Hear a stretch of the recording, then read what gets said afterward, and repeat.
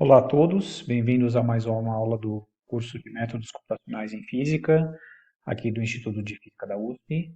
Meu nome é Luiz Gregório Dias e vamos continuar então com mais uma aula do módulo de Mecânica e Estatística. Nessa aula a gente vai falar sobre equações diferenciais estocásticas, que é um tópico que não é muito visto nos cursos de graduação em Física, ou às vezes é visto só com algumas especialidades. Então, nessa aula eu vou fazer uma introdução bem ampla ao tema, não vou entrar em muitos detalhes técnicos, porque essa aula tem o objetivo de complementar a discussão de random walk que a gente tem feito até aqui. Então, a ideia aqui é que a gente consiga associar a evolução temporal do processo de random walk como uma solução de uma equação diferencial no tempo, ou seja, a evolução temporal é uma solução de uma variável que a gente vai definir, e essa equação diferencial ela envolve variáveis que têm um certo grau de aleatoriedade, elas são variáveis estocásticas. Então a gente vai aprender aqui a identificar a forma geral de uma equação diferencial estocástica, que eu estou chamando de EDE, e também implementar a solução numérica dessa EDE pelo método de Euler-Maruyama. E essa vai ser a nossa tarefa. Esses modelos de equações diferenciais estocásticas têm várias aplicações, tanto em física quanto em outras áreas. E hoje a gente vai fazer uma simulação de uma outra área. A gente vai aplicar um modelo que é um modelo descrito por uma equação diferencial estocástica que descreve o comportamento de preços de ativos em bolsa, como, por exemplo, preços de ações de uma bolsa de valores. Então, tem alguma aplicação em finanças. E a gente vai ver como comparar o comportamento dessas soluções com dados empíricos que a gente pode tirar do comportamento por exemplo, do índice Bovespa, num certo período de tempo. Então, essa aqui é uma ilustração de um exemplo, vamos dizer assim, empírico. Né? A gente vai discutir um pouquinho o que significam essas soluções também. Então, tempo aproximado de 40 a 50 minutos para cumprir essa tarefa. Né? Lembrando que boa parte disso deve ser debug. Bom, então vamos tentar entender como que o random walk pode ser visto como uma solução de uma equação diferencial estocástica. Para isso, vamos definir um termo técnico que é o que seria um processo de Wiener. Então, o processo de Wiener, vamos pensar que é um processo contínuo, que é descrito aqui por uma variável w de t, e que ele tem as seguintes propriedades. Para cada tempo t, cada instante de tempo, w de t é uma variável aleatória normalizada, né, obedecendo a uma distribuição normal, com variância que é igual a t. Note que aqui não é proporcional, ela é igual a t. Né? Ou seja, aqui já tem uma boa relação com o random walk, como a gente tem visto, porque a gente via que a variância do random walk crescia com o tempo. A questão é que não era exatamente igual a t, tinha um pré-fator aqui, e a gente vai ver como que os dois se relacionam. E para todo T1 menor que T2, a diferença W de T1 de T2 menos W de T1 é independente de W de T1. Ou seja, quando eu dou um passo e vou de W de T1, um passo temporal, vou de W de T1 para W de T2, esse passo, né, que é essa diferença, ela não depende da história anterior. Então, isso aqui é uma assinatura de um processo estocástico. Em outras palavras, voltando ao nosso random walk, o passo que o random walk vai dar no instante t1, né, de t1 para t2, ele vai ser completamente independente dos passos que já foram dados até antes, em particular do passo de... Note, isso aqui não é nem no passo logo anterior, é para qualquer tempo. Para qualquer tempo anterior, isso aqui é completamente, estatisticamente independente dos passos anteriores. Então, como a gente já viu, um random walk difusivo com um coeficiente de difusão t tem essas propriedades com a seguinte diferença.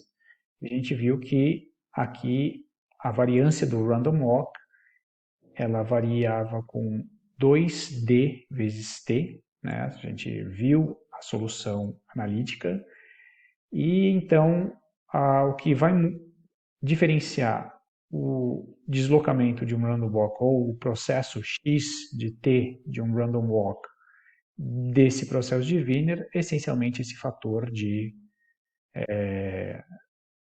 proporcionalidade, ou seja, uma simples mudança de variáveis. Então, se a gente olhar o passo no random walk como um dx no instante t, como sendo um processo cuja variância sigma ao quadrado é 2dt,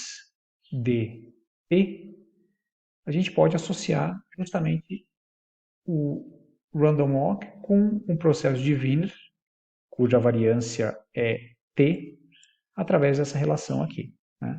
Se isso aqui tem variância t, né? Então significa que o que é a variância vai ser a média de w quadrado menos w médio quadrado, isso é a variância. Isso aqui, por simples análise dimensional, se a variância é igual a t, a variância disso daqui vai ser t vezes isso aqui ao quadrado, vai ser 2dt. A gente tem, então, o nosso processo de random walk difusivo em uma variável contínua. Tá? Isso aqui é importante, isso aqui é um processo contínuo. Tá? No nosso random walk, a gente usou que a posição inicial era zero, e a gente calculou, né, o deslocamento ao longo do tempo. Então, no fundo, o que a gente estava fazendo é resolvendo essa equação diferencial aqui. dx igual a raiz de 2d dw. Note que eu estou escrevendo essa equação diferencial, isso é um ponto importante, na forma diferencial. Eu não estou escrevendo, por exemplo, dx dw é igual a raiz de 2d. Por que eu não faço isso? Porque como dw é uma variável aleatória, uma variável estocástica, as regras que regem aqui, as regras da cadeia e coisas, e o cálculo diferencial dessa variável ela é diferente do que a gente está acostumando. Existem outras regras, isso aqui é um curso de variáveis aleatórias, em que me dizem como funcionam coisas como regra da cadeia. A gente tem que pensar que essas variáveis aqui agora elas moram dentro de distribuições estatísticas. Então, elas são diferentes de variáveis como as que a gente está, variáveis contínuas que a gente está acostumado. Então, essa é uma ressalva. Quando eu escrevi uma equação diferencial estocástica, eu vou escrever dessa forma, na forma diferencial. E aí eu consigo relacionar essas coisas aqui sem usar derivadas que no cálculo estocástico tem outras regras, vamos dizer assim. Mas essa aqui é uma equação diferencial com condição inicial, x de 0 igual a 0. E eu só queria notar aqui qual que vai ser, então, a dimensão de W. Né? Já que a sua variância é t, qual que vai ser a dimensão de W? A gente já percebe aqui que se a variância é t, então a variância é proporcional a w quadrado, w tem que ter dimensão de raiz de t. Um outro jeito da gente ver isso é que se isso aqui fosse realmente um deslocamento, uma posição, né, o bêbado andando ou o zumbi andando a partir de uma posição x igual a zero e a gente vai dando passos dx dt, a gente viu que o coeficiente de difusão ele é definido em termos de um limite, ou seja, ele tem dimensão de deslocamento ao quadrado, ΔX quadrado, dividido por 2 dividido vezes ΔT. Então, D tem dimensão de x quadrado por 2 ΔT. Logo, raiz de D tem dimensão de x dividido por raiz de t. Para bater aqui a dimensão de x com esse coeficiente, w tem que ter dimensão de raiz de t, para cancelar essa raiz de t que aparece aqui. Então, esse aqui é um ponto importante. Essa vai ser a nossa a dimensão dessa variável estocástica W. Tá? Então, a gente tem aqui uma equação diferencial que a gente resolveu numericamente. Né? A gente encontrou, a gente ia sorteando a cada instante para saber se o passo ia para a direita ou para a esquerda. Lembrando que na nossa simulação a gente usou tudo isso aqui igual a 1, ΔX igual a 1, ΔT igual a 1, então não apareceu essa... no fundo a gente calculou um processo de Wiener como está aqui. Tá? Então, só voltando aqui, né, a relação entre x e w é uma mudança de escala, e essa equação diferencial ela não é uma equação determinística, como a gente está acostumado, ou seja, dada a condição inicial, numa equação determinística, o comportamento temporal é dado, não tem nenhuma ambiguidade ali.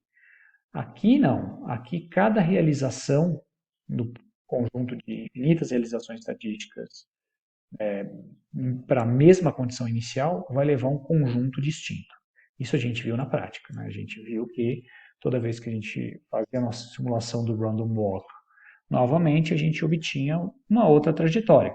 Onde a gente sabia que se a gente fizesse a estatística de todas as trajetórias, ou de várias delas, para um dado instante de tempo, a gente via que a média de todas seria zero e a variância crescia linearmente com o tempo, o desvio padrão crescia com raiz de t. Então, de novo, esse é um ponto importante. Essas variáveis estocásticas aleatórias, elas só fazem sentido dentro de uma distribuição estatística, quando você consegue tomar médias e variâncias sobre elas para ver as suas propriedades.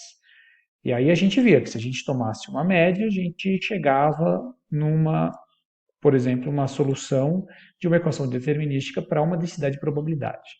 Eu acho que esse é o ponto, né? Quer dizer, a trajetória individual de cada uma dessas partículas, ela sozinha não faz muito sentido, embora tenha uma certa relevância, porque na prática a gente mede uma trajetória dessa. Mas se a gente conseguir medir várias delas, a gente consegue a distribuição estatística, e é isso que é o foco aqui. Tá? Então, o que a gente fez na prática para pegar uma trajetória como essa, resolver essa equação aqui, né, com uma discretização do tempo, que é o nosso passo aqui temporal, e da posição, que a gente aqui admitiu que o passo só podia ser né, em módulo, que pode ser positivo ou negativo. Né?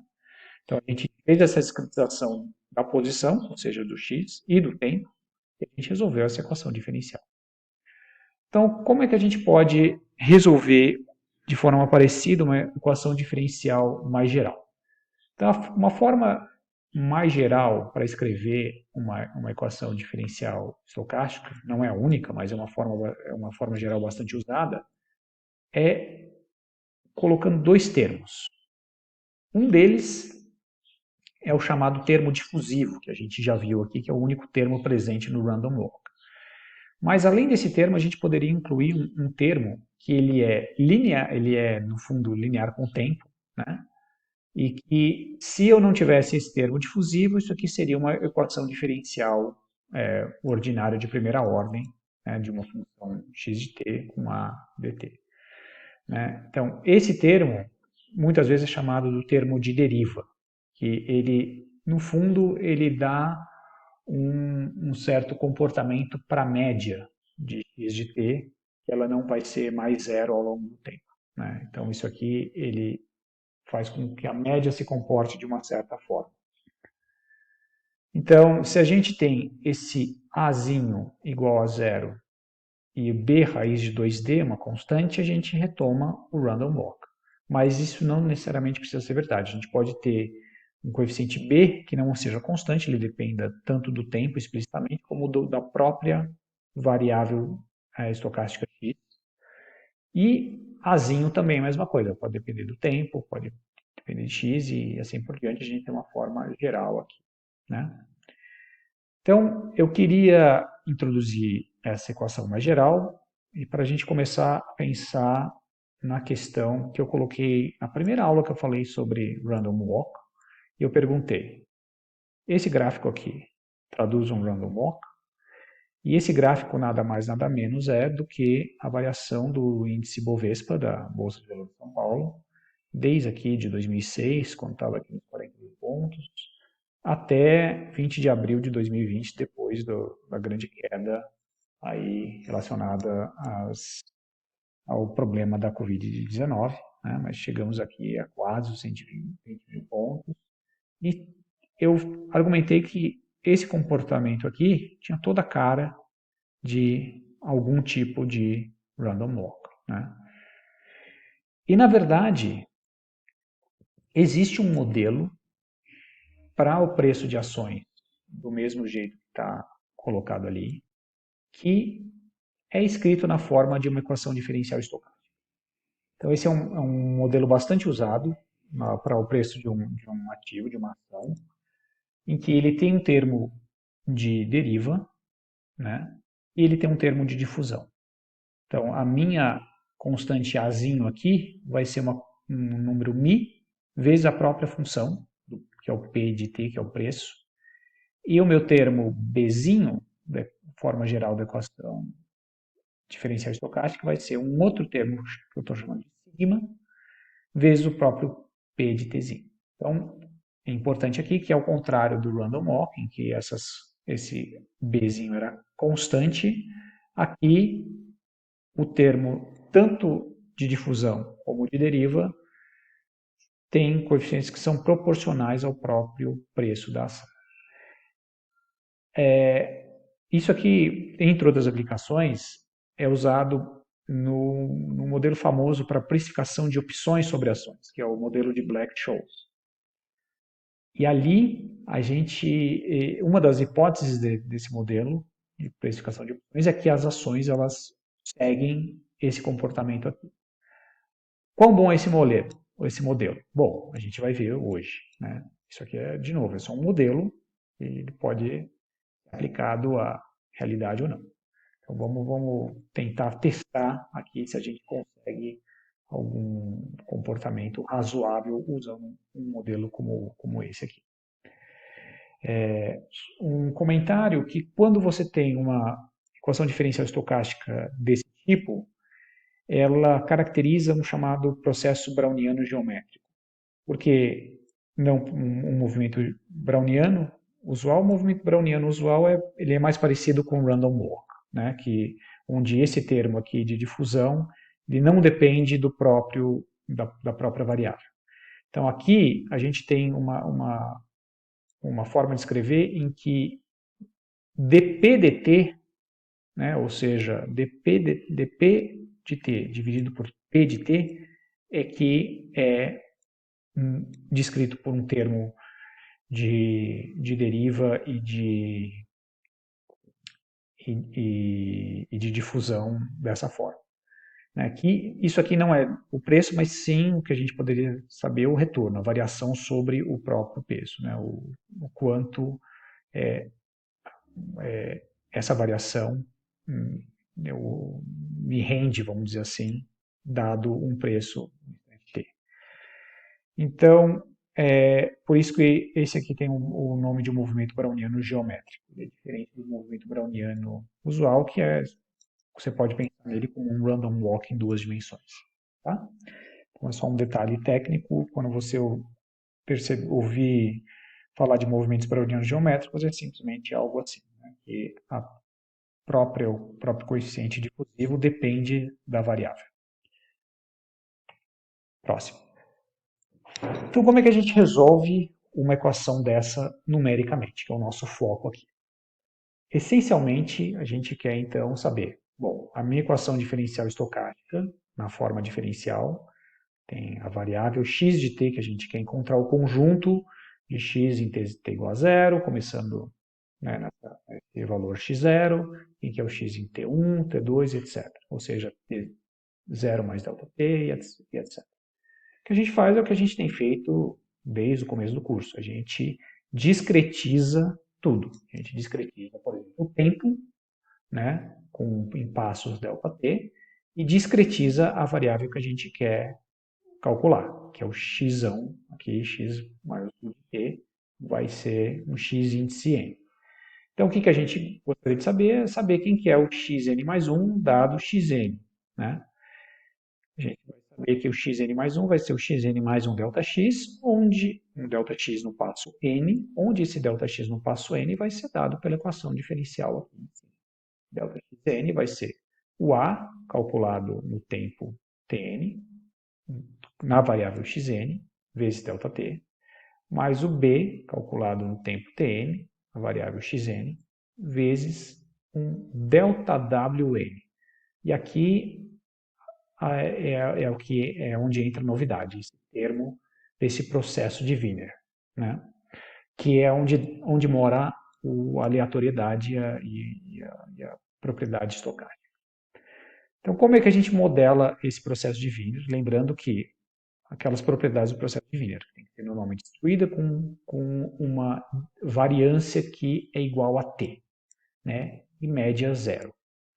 Então, a gente pode pensar o seguinte, e é estocástico, né? Quer dizer, essa razão delta WN, ela independe do que veio antes, né? Então, a gente pode usar, e aqui como a gente vai fazer esse modelamento dessa evolução temporal, o fato de que se a gente escolher essa variação como sendo um número aleatório normalmente distribuído com variância 1, multiplicado por raiz de ΔT, a gente vai ter as propriedades que a gente quer para um processo de Wiener. Aqui eu escrevi Wiener, mas é Wiener. Tá? Então, eu vou corrigir aqui no PDF. Então, como é que a gente faz? Essencialmente, para cada n, a gente vem aqui e sorteia um número aleatório, normalmente distribuído, com média igual a 0, variância igual a 1, e simplesmente multiplica isso por raiz de ΔT. Esse vai ser o meu ΔN. Coloco isso aqui, multiplico, calculo o ΔXN, plugo aqui, calculo o xn mais 1. Essencialmente, esse é o método de Euler-Maruyama. Né? Então, note que quando eu multiplico por raiz de ΔT, primeiro, eu dou a unidade correta de dado, que é raiz de ΔT. Né? Isso aqui é um número adimensional, então isso aqui vai ter raiz de t. Né?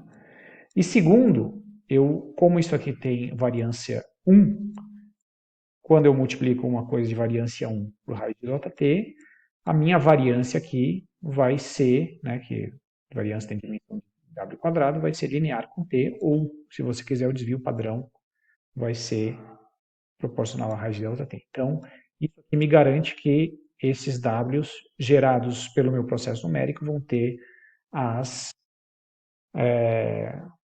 vão bater com os requerimentos que a gente quer dele, vão ter as propriedades corretas. Bom, então vamos voltar ao nosso modelo do preço da ação. Né?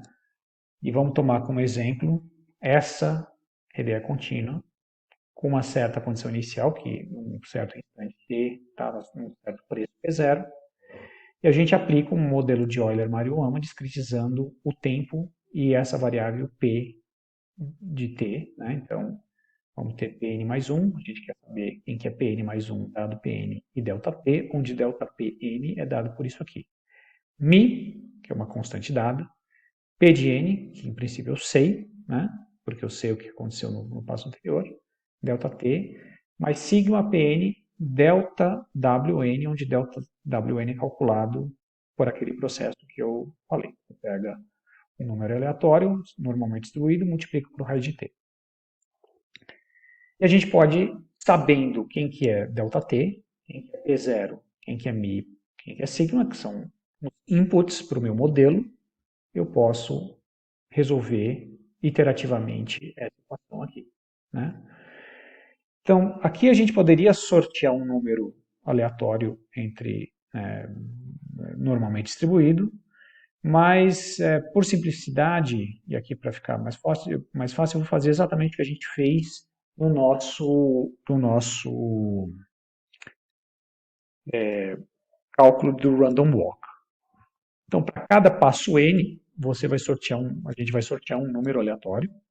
Se esse número for maior que meio, maior ou igual a meio, a gente soma a raiz de ΔT, né, o nosso Wn vai ser mais raiz de ΔT, e se p for menor que meio, esse Wn vai ser menos raiz de ΔT. E aí a gente pluga aqui, né, multiplica por sigma Pn e também multiplica por sigma Pn ΔT. Então, esse é o jeito da gente resolver, então, uma equação diferencial estocástica numericamente via método de Euler-Maruyama. Então, como é que a gente vai fazer a tarefa? A tarefa vai ser essencialmente uma simulação do índice Bovespa usando esse modelo que a gente acabou de ver. A gente vai calcular as evoluções temporais dos preços, se você quiser chamar de preço, pontos do índice Bovespa, com os seguintes parâmetros. A gente vai pegar um preço inicial, ou um número de pontos inicial, que seria 10.140,05 pontos, né, que é o valor nominal do Ibovespa nessa data aqui, 1º de novembro de 2002. Posso falar um pouquinho mais por que eu escolhi esse dia. A gente vai usar uma unidade de tempo que seja adequada para o problema. Então, a gente pode usar o tempo aqui em dias. E a gente tem que escolher um ΔT relativamente pequeno, entre aspas, né? Pequeno, o que é pequeno? A gente teria que fazer alguma hipótese sobre o que seria o mais próximo de um limite contínuo. A gente pode, por exemplo, pegar a variação, ou tentar simular a variação do índice de preços a cada 4 minutos. É um intervalo relativamente pequeno. Né? Você pode pegar menos do que isso, mais 4 minutos. Relativo, especialmente se a gente estiver falando em escalas de tempo de meses, que a gente quer fazer a nossa simulação. Então, na unidade de dias, ΔT vai ser 1 sobre 360.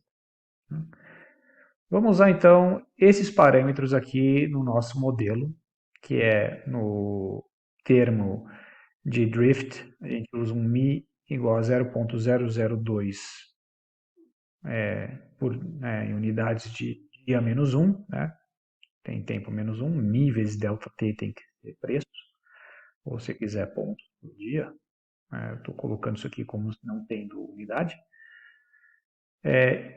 E o termo, a constante que entra no termo de difusão, vamos colocar 0.015 e a unidade aqui é 1 sobre raiz de tempo, 1 sobre raiz de dia. Né? Da onde é que vieram esses dois números? Essencialmente, eu estimei isso daqui através do retorno que o índice deu em um ano após essa data, e aí é um simples cálculo de juros compostos inverso, né? O juro composto é o que o pessoal de finanças chama exponencial. Né? Você pode essencialmente olhar isso aqui e ver que é uma conta, né, de logaritmo para você descobrir, dado que a variação aqui, eu acho que era em torno de 100% em um ano, nessa época aqui, qual que seria, então, a taxa por dia, e você chega nesse número. Esse aqui é um pouco mais sutil, recomendo que você faça testes com números diferentes desse aqui. Eu vi que números muito maiores do que isso, eu tinha flutuações bem maiores do que a gente vê assim a olho nu no gráfico. Números bem menores ficava muito mais flat, então eu cheguei nesse número aqui, 0.015. Mas não teve nenhum grande estudo mais rigoroso de como obter esses dois valores. E isso é um ponto que eu queria deixar claro, que existem sim formas bem mais rigorosas de, a partir de uma dada série temporal, por exemplo, os dados objetivos, né, os dados empíricos do índice, a gente estimar quem seriam esses parâmetros aqui, com uma certa relevância, tem que normalizar os dados, etc. E ao final aqui do vídeo eu vou até falar mostrar um artigo em que de pesquisadores brasileiros, a professora da PUC do Rio, que fazem isso, né, que tem um certo porquê aqui, não só para o mercado financeiro, mas para outros tipos de modelamento de processos estocásticos. Tá? Mas, por enquanto, para hoje, a gente vai usar esses valores, faça testes com outros e veja o que você obtém. A gente vai fazer pelo menos 3 realizações para 365 dias de duração total e comparar com os dados do valor de fechamento diário do Ibovespa que eu coloquei nesse arquivo aqui que vai estar disponível no site para você fazer um download. Então, essencialmente, eu entrei no site, baixei os, os números e consegui, depois de lutar com planilhas em CSV, e converter isso aqui para algo que o Octave consiga ler. Eu vou falar um pouquinho como é que a gente vai ler isso aqui. Mas isso aqui vai te, essencialmente, resultar num vetor em que cada entrada do vetor é esse valor aqui em pontos do Ibovespa num determinado dia. Então, já cuidado aí os, com o fato que se o seu delta T você tem 360 passos em um dia, aqui você tem só um dado empírico. Então, no passo n para n mais 1, a gente vai fazer o cálculo do delta Wn como se fosse um random walk, como a gente falou no slide anterior, né, no passo tempo delta t. Eu queria que vocês pensassem no seguinte, e responder no script. Então, o que acontece quando a gente varia esses parâmetros aqui na simulação, né, em relação, por exemplo, aos dados empíricos, e rodar depois a simulação com esses dados por mais tempo, 2, 3 anos, e comparar aqui com o que aconteceu lá. Isso aqui tem os dados até agora 2020, então tem quase 20 anos de dados do Ibovespa aqui. Tá? Eu queria saber, existe algum poder preditivo? Ou seja, fazendo essa simulação aqui, a gente consegue saber o que vai acontecer com o índice? Né? Isso aqui poderia resolver vários problemas de salário aqui na academia, mas a gente vai ver que não tem muito poder preditivo, exceto o que o próprio modelo diz, como aqui a gente está essencialmente olhando o que acontece com o comportamento real quando a gente aplica um modelo. É essencialmente essa a história. Algumas dicas para carregar os dados do arquivo e armazenar num vetor, essencialmente usa esses 3 comandos aqui. Load bovdata.mat, isso aqui vai te carregar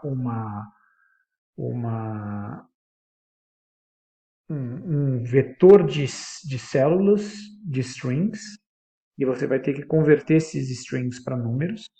Então a gente usa esses dois comandos aqui, um para zerar, gerar um vetor de zeros com as mesmas dimensões desse IBOV-data aqui, que ele vai gravar numa variável IBOV-data, e aí você converte essas strings para double, usando esse string to double convertor. Então, de novo, cada valor aqui nesse vetor vai ser correspondente a um dia, então cuidado aí quando você for plotar. Tá? Então, exemplos das simulações aqui. Então, rodei o programa 2 vezes para 3 simulações. Essas bolinhas abertas são os dados empíricos. Tá? Então, note que eu tenho bem mais pontos nas simulações. Né? Para cada ponto de bolinha aberta, eu tenho 360 outros pontos aqui na simulação. Esse é o passo. E a gente vê que, no fundo, o dado empírico é uma realização, aí cada uma dessas é outra realização. Parece que as inserções estão ok, e também o termo de drift, né, que faz essa conversão aqui, como eu falei, em torno de um ganho de 100% nominal em um ano, que está bem razoável naquela época. E aí a ideia é justamente discutir o que são os resultados dessas simulações aqui, de cada uma dessas realizações, o que aconteceria se fizesse muitas realizações e qual que é o poder, entre aspas, preditivo desse modelo aqui.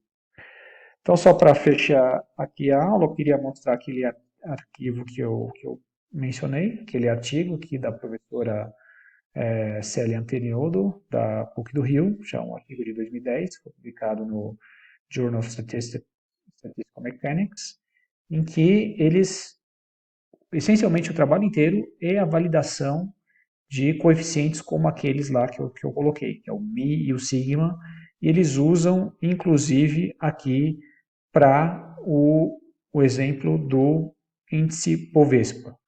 Né? Acho que aqui eles não mencionam no abstract, mas ao longo do texto a gente pode ver aqui que eles falam justamente uma das validações que eles fizeram foi para o retorno do Ibovespa, então está aqui, começando em 2002 até 2006. Então, aqui em 2010, e aí ali a gente tem, aqui não é exatamente o índice, mas sim o retorno em incrementos logarítmicos do índice.